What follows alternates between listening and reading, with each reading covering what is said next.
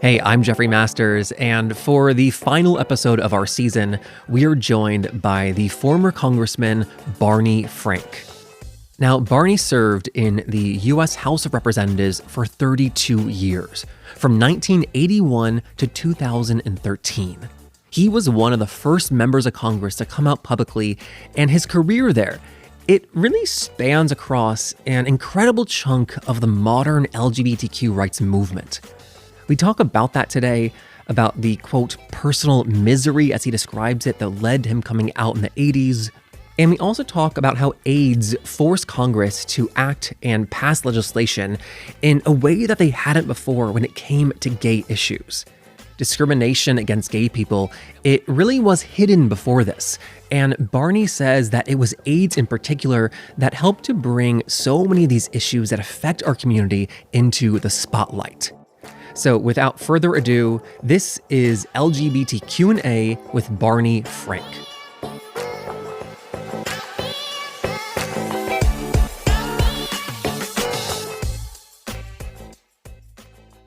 So you always said that growing up, you thought that being gay and a politician, it meant that those things are mutually exclusive. You could not do both.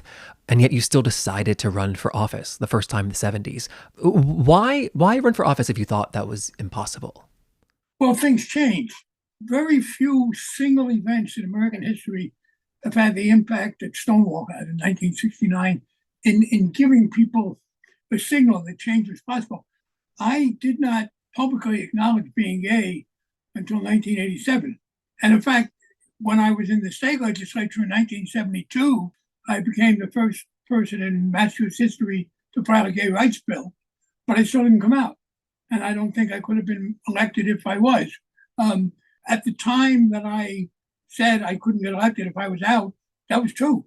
What happened was things changed. I mean, you mentioned that the gay rights bill you put in front of the House in 72. One thing I find so interesting is that you were in the closet, and instead of avoiding gay issues and causes, you were like their biggest champion. Well, I made a vow to myself when I first decided to run. It was that I would never betray my own individuality. The greatest hypocrisy for me is to be someone who makes rules and then exempts himself from it. So I promised myself when I decided I could run for the legislature and win that while I could not come out and survive politically, I would never shy away from advocating gay rights. Now, I did not originally intend to be the lead sponsor. What happened was this. I'd begun working with a group of gay men and lesbians. They're two separate groups then. And they circulated a questionnaire to everybody who was running for the legislature. This was 1972, my first term. Big year for the left in some ways. It was the 18-year-old vote first time and George McGovern. So I sent the questionnaire back. There were two questions. Would you support a gay rights bill? And would you sponsor it? Well, apparently several people said they would support one, but I was the only one who said I would sponsor it. So I became the leading gay rights advocate by a process of elimination. And yeah, at that point, given what you raised, well, I'm gay. Do I want to focus on this? The answer was, well, I'd rather not, but it's too late. I've done it and I'm not going to walk away. And when you joined the U.S. Congress in 1981, at that time, did you assume that you would stay in the closet forever? No. Things were getting better in the country. By the late 70s, when I was still in the state legislature, I had begun to come out. I did it retail. I told close friends and my siblings that I was gay. I was terribly troubled by being closeted and the restrictions that put on my personal life. I really didn't want to live like that. And I would go to parties that we had celebrating some advance in gay issues. And then everybody would make speeches and have fun. And then the dancing would start and I'd go home alone. And that got to me. So I decided I would run for one more term in the state legislature. And by the way, at the time, knowing that I could not, I mean, literally knowing, inaccurately, but knowing that I could not get to a higher office, I went to law school and got a law degree and passed the bar. So I then said, here's my plan. I talk a lot to myself, as you can see here. I will graduate from law school, pass the bar. I will practice law, but I will also be coming out and be an advocate. And so that's what I was planning on until on a Sunday afternoon in 1980, I got a phone call from the then wife of a good friend of mine, Margie Siegel was her name. And she said, did you hear that Father Drinan wasn't running? And so I decided to run for Congress. At that point, however, the coming out process stopped. And I remember calling my brother-in-law. I called my sister and brother-in-law, and he answered the phone. I said, well, we just heard a closet slamming because I was not coming out again. And so that went first. But I was, however, determined to come out if it was possible. So that is such a fascinating, like, fork in the road moment, right? Like that Barney Frank is about to, become a lawyer and come out and fight for gay rights and be out of the closet. And then instead you went to Congress and like stayed in the closet for 6 more years. I don't want to say, like, do you like regret that? Like, how do you think about like that other version? I made up for it to some extent from the moral standpoint by becoming one of the leading advocates of gay rights in American history. There weren't a lot up till then, but I was driven to come out to some extent, to a great extent, by my personal misery and not having the outlets for emotional and physical life that anybody wants. I thought when I went to, I decided in the legislature that wasn't possible. I had to just be out or in, no halfway. When I got to Congress, I thought, well, maybe what I found was there's a lot of people in Washington who are gay. There's a book out called Sanctuary City. A Secret City. Secret City by James Kirchick, yeah. Yeah. And so when I got to Washington, I found out what he wrote about. There's a big network of gay people there. So I thought, oh, well, maybe I can sort of now have a private life without coming out. I mean, that was the question. Could I meet other people? Could I be seen at parties, etc.? So I tried that for a little bit. And I figured, okay, I'll have a gay personal life and I'll advocate for gay rights, but I won't talk about my own sexuality. That didn't work. Trying to have a half and half life when you're prominent, it didn't work. And so with that divide, that like private public divide, privately, I mean, you were like, what did that look like? You were going to gay bars and like gay spaces and stuff? I lived, I dated, I lived a gay bar. Here's the deal that protected me. And it's kind of a two-sided coin with double-edged sword more, I suppose. Being gay was then considered so terrible a thing about someone that the press would cover it up. So, yeah, a lot of members of the press knew I was gay, including a couple of gay members of the press I would meet at parties. But the rule was they won't talk about it. So that's how, and I did most of it in Washington, 400 or 500 miles away from my district. So that's how it was possible that I could live a pretty gay life and not worry about being against my will made public. In fact, by the mid 80s, here was the problem. The taboo against mentioning someone's sexuality did not protect them if they had done something wrong or if they had AIDS. Very distinctly not doing something wrong. And so by the mid 80s, there were public outings of prominent people, every one of whom had done something indiscreet at best to get there. Yeah. And I am proud of the fact that when I came out, it was not due to any stupidity. And I did think it was important, in addition at that point to the personal, to have some of us come out who had not been forced out. Absolutely. And so why was 1987 the right time for you? Like, why then? One of my close friends and congressional colleagues was actually the first member of Congress to announce he was gay, and that was Gary Studs, who interestingly represented the district adjacent to mine. We represented kind of twin cities. He had New Bedford, I had Fall River. And he was an example of someone who came out after a scandal. He was sexually involved with a congressional page. He shouldn't have been, although the page said he had no problem. But at any rate, Gary was censured by the House in 1983, and he had to run for re-election in 1984. I might have come out a little earlier, maybe 84 or 85, but I wasn't going to do that in the midst of Gary's issue. I mean, for one thing, literally, we represented districts that abutted. And then people are going to say, well, what's in the water down there? I mean, how come? Bristol County, Massachusetts. So that's why I delayed it. So I delayed it. I didn't want to do it then. And I didn't want to do it in an election year, which was in 86. So I did it. I wanted to do it in enough time for people to get used to me before they had to vote. That's where 87 came in.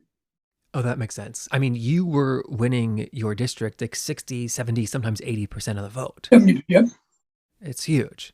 And again, as I said, I was not suicidal. I didn't think I was going to lose. There were two things. First of all, I might have lost. I mean, I couldn't be sure. But secondly, I did think it would lead to a diminution of my influence. It might be less desirable as a colleague. The examples of most of my very gay, supportive, straight friends, members of Congress who were just wonderful, heterosexual members of Congress on the issue, told me not to come out. Said, well, if you do that, you might get marginalized.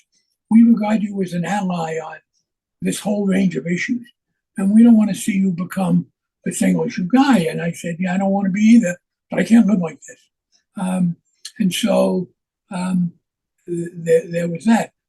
But also, I was persuaded by the very good group of political professionals who I'd relied on to get elected that I better do a poll. So the poll asked two sets of important questions. First, this is my congressional district, very good pollsters. And what they found was something like 45% of the people said they thought it would hurt me politically. That was, we want to know what would be the political impact. Well, that's a lot of people, 45%. Yeah. But then they asked another question. Are you personally less likely to vote for him because he came out? 22%. In other words, half as many people were personally anti as thought others were. And it struck me at that point, and I thought of something in 87 that I have had confirmed ever since. Americans were much less homophobic than they thought they were supposed to be. You say too that coming out, it made you like nicer, especially to your colleagues in the House. Was that something that people told you, or did you feel that yourself? No, after the fact, they said, someone said, well, we told you not to, but I'm glad you did because I didn't have this demon. I didn't have this anger. And so it sounds like across the board too, your colleagues in the House like responded positively to you coming out. Yes. I thought, in fact, there was no problem there. And I thought then I might have a problem when 2.5 years after I came out, this hustler came public. He talked about our relationships. He greatly exaggerated them. And ultimately, most of the charges that he made were dismissed by the Ethics Committee. But yeah, that had two aspects. First of all, it did help me explain to some of my friends why I had felt compelled to come out, even though they wanted me not to. And I said, you now understand how crazy I was because of this being in the closet, this inability to form normal emotional and physical relationships. Oh, and so you're saying that, it came out that you had this relationship with this sex worker, and to your colleagues in the House, that you being in the closet, it helped them like understand and justify it, that this is not like a salacious thing. It was simply like the reason. And my motivation. Motivation. But the other thing that made 87 better was this pro-gay attitudes among my colleagues were growing. When I first came to Congress, I started working on gay rights. In 81, we had a couple of votes. And we would have maybe 30-40% of the Democrats, maybe 35% would be supportive.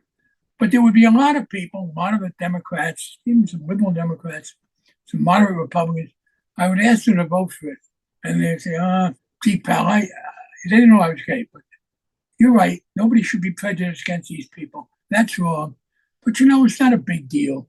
So I'm not going to take the risk of voting for it. That is because we had done so successful a job of hiding the kind of pain and discrimination we were encountering up through the 80s. Yeah. That people were able to dismiss it. Well, then came AIDS, and we had a series of votes in which the haters tried to interfere with good treatment for AIDS. So I had to lobby people. And as I said, the gay rights, I watched gay rights go from a no way to an oh shit issue. Now, an oh shit issue is when you go to a colleague and tell him you need him to vote a certain way, and his reaction is, yeah, I should, but I hate it because it's going to cost me politically. And so for the first time in Congress, you look at the late 80s and majorities in the House and Senate, not consistently on every issue, but on some important issues, were voting pro-gay. Because now they did it, many of them gritting their teeth and ready for the vote. But it's a two-part thing. First of all, they voted that way because lives were at stake and they couldn't rationalize taking a duck. But secondly, in the elections, it turned out, and there was a very good guy, Joe Cantor, who was working in the Library of Congress, retired as a political analyst, and on his own, off time, he did analysis of how gay rights votes affected members of Congress. It turned out not at all. So Wow.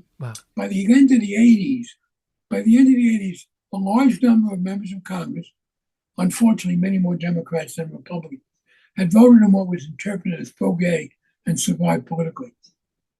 Going back to AIDS, I think for most people, we think about like in New York City, like how visible was the AIDS crisis in DC? Oh, it was very visible. First of all, you had people like ACT UP. You had the quilt on the mall in Washington, although that was later. I will say the activism, some of it was misdirected. I do not think that the activism affected members of Congress. It did affect, where it had the most effect was on the private sector, in terms of getting research taken seriously. If you're a corporation, you're the chairman of a board and you run for election and your shareholders, you only get 73%, you're very worried about your job. If you're a member of Congress, you get 73%, you're very happy. Members of politicians are not as easily frightened as people in the private sector. So that was a major factor in that process. But yeah, there was a lot of publicity, and for a while, AIDS was one of the most important issues before Congress. Talking about like the rate of change and support for LGBTQ people, how that has transformed, accelerated in recent years, especially compared to like the progress in racial issues in the country. What do you attribute that like rate of change to? Reality. Reality beats myth. The prejudice against us was made out of thin air. It was, of course, we have this whole religious tradition about sexuality, but in terms of the average person's real day-to-day life, other people's sexual orientation was a chimera, a myth. And what happened was we began to come out. And what happened was we were able to demonstrate that there was real discrimination. I mean, people testified that there was.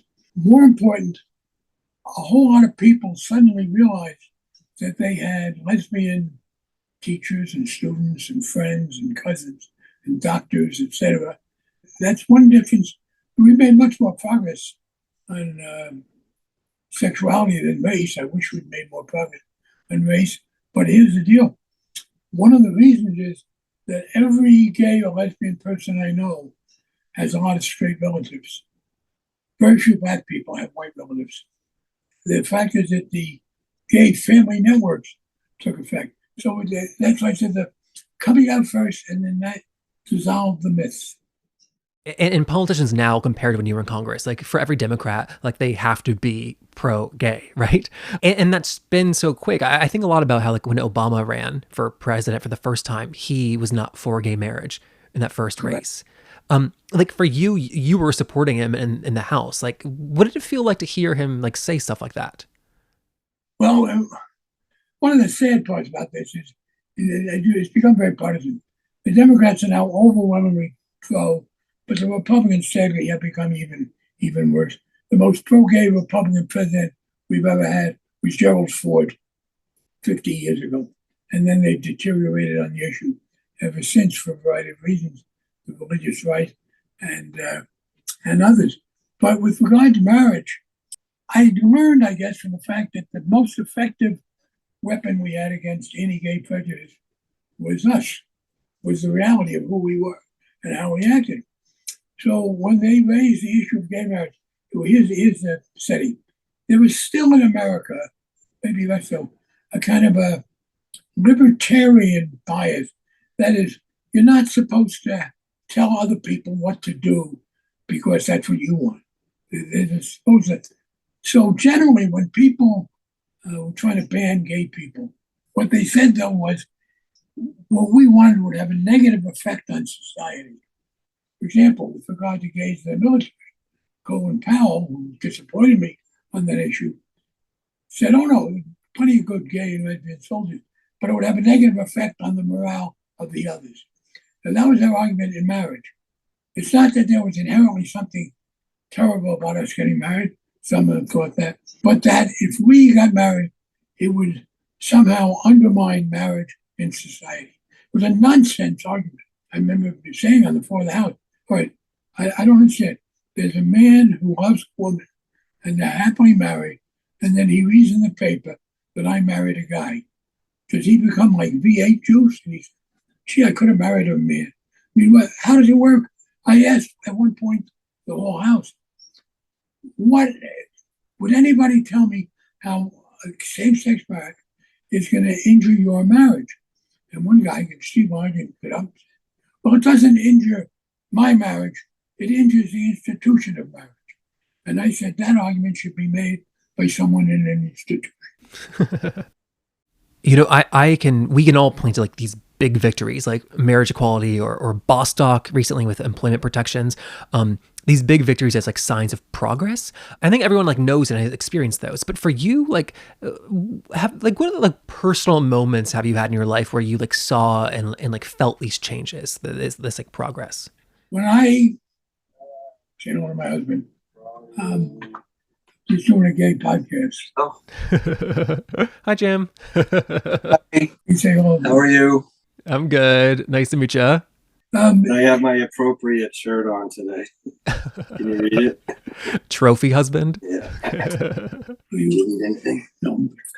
How I felt personally, when I came of age and went to college, it was illegal for gay and lesbian people to be even a visitor to the U.S. Immigration law said no gay people can come in. The marriage, no, of course not. Sex between people of the same sex was illegal in 90+% of the country. You couldn't serve in the military. You had no protection against being fired, etc. Every one of those things has been changed. In fact, we are now, I believe, and it depends, obviously, on where you live, but in most of this country, look at being gay or lesbian subjects you to no legal disadvantages whatsoever. The fight has moved on now to transgender people, and there are similarities. But no, I really, frankly, cannot think of any gay rights issues today in most of the country. There are some states where it's a problem, but there isn't anything I want to do as a gay man or any gay man or lesbian wants to do that they're legally prohibited from doing. And I will say there's a lot more racism in the country than homophobia is there. I mean, there are like drag bans coming out, like they're like banning books, like they're starting to chip away at tiny things. In the first place, the book banning isn't just against gay people. I think book banning is a terrible idea, but it doesn't negatively affect most of us. I mean, there is this issue with kids, and but well, first of all, let's put it this way: in terms of progress, do you think there are more drag shows being banned now than there were 40 years ago? But you know what's an even greater disparity? how many drag shows there are compared to 40 years ago. So it's not perfect, but I can't think of an area, let's put it this way. I can't think of an area where we have retrogressed in the matters of sexual orientation and gender.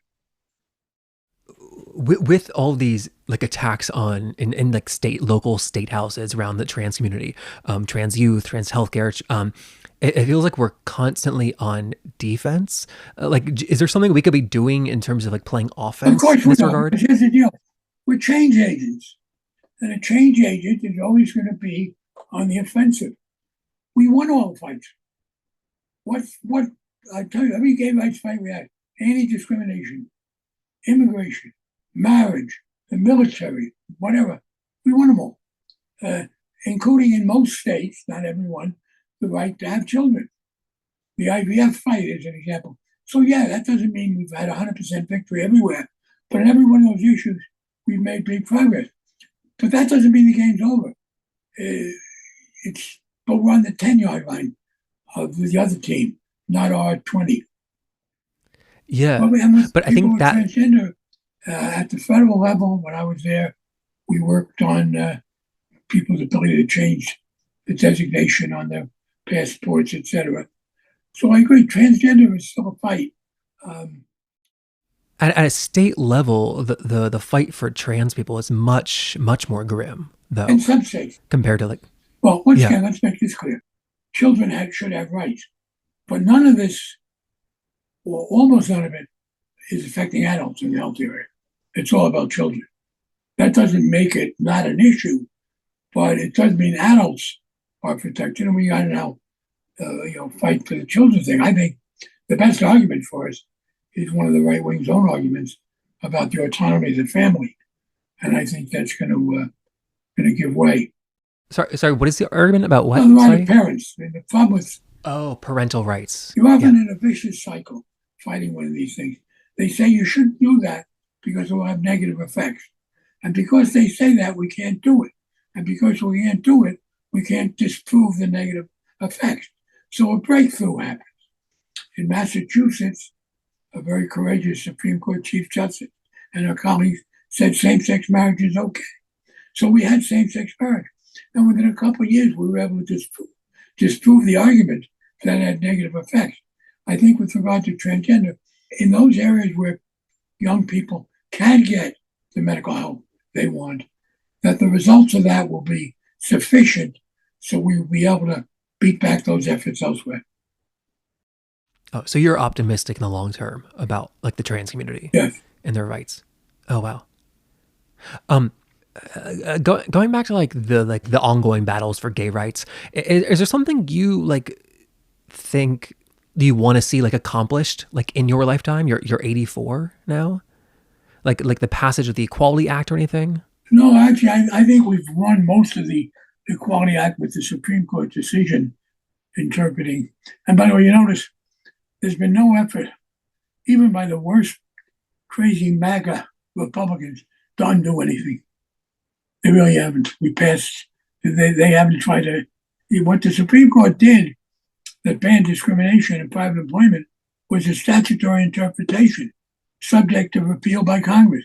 But no, with regard to the gay and lesbian agenda, frankly, let's put it this way. If I were back in Congress now, I can't think of any issue on the gay rights side that would occupy me in a major way. On the transgender, yes. Medical care, particularly for people with transgender. But tell me, what do you think we need that we don't have? I think I'm a bit more pessimistic than you are Well, about give me as we used to say, give me a for instance. What right do you want that you don't have because you're gay? Well, I feel good today about like my personal rights. I have a little voice in my head that wonders about like how stable marriage equality is, frankly. No, now you're not saying that's the right we need.